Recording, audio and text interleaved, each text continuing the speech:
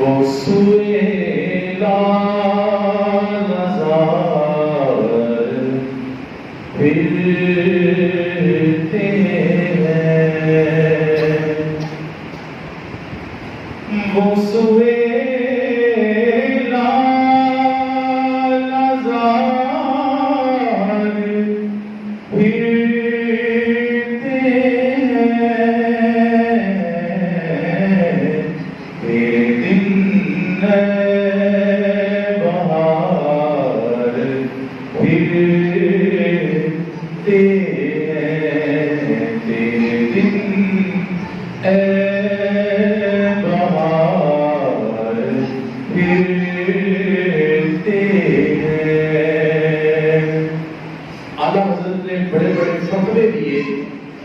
اور ان لوگوں پر فتوے دیے جو اپنے آپ کو بڑے بڑے مسلمان کہتے تھے.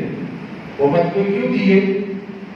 میں انشاءاللہ کوشش کروں گا کہ اس حوالے سے بھی بات ہو، اور پھر ان کی وجہ تسمیہ کیا تھی اور جن پر فتوے دیے کہ انہوں نے کیا کہا. تو اپنے اس نعتیہ کلام کے وہ ایک شعر میں لکھتے ہیں، جو تیرے در سے یار پھرتے ہیں،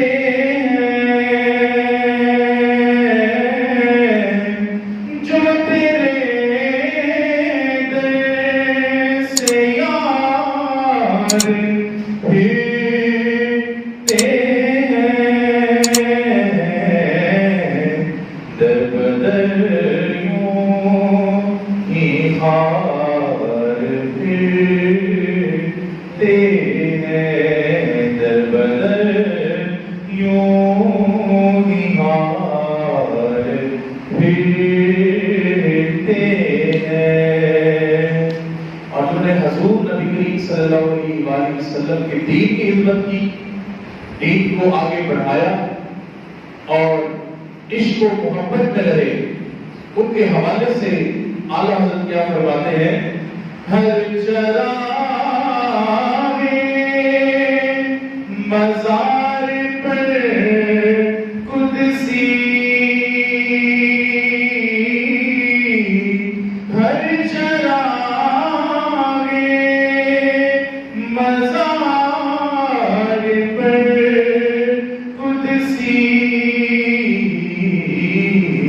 کیسے دیوانہ وار پھرتے ہیں، کیسے دیوانہ وار پھرتے ہیں.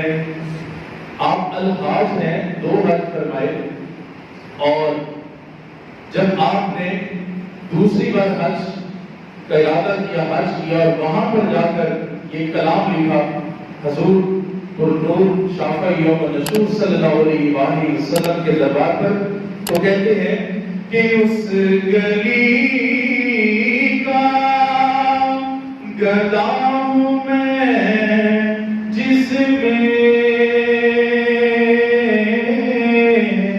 اس گلی کا گدا ہوں میں جس میں مانگتے تاجدار پھرتے ہیں، مانگتے تاجدار پھرتے ہیں. اعلیٰ حضرت کی محبت، ان کو امام محبت و عشق بھی کہا جاتا ہے. امام عشق و محبت کے نام سے بھی یہ مشہور ہے.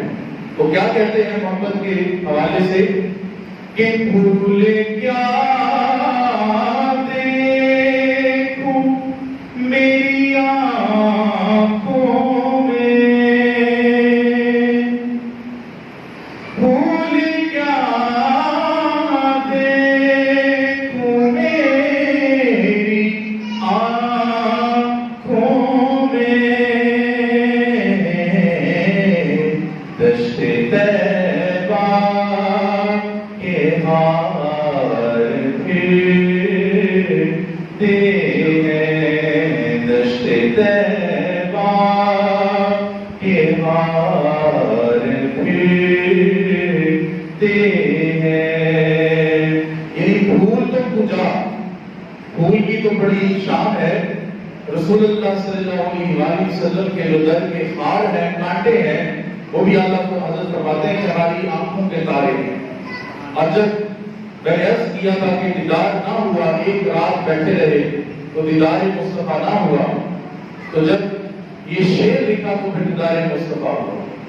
تو آپ کہتے ہیں کہ کوئی کیا پوچھے تیری بات رضا،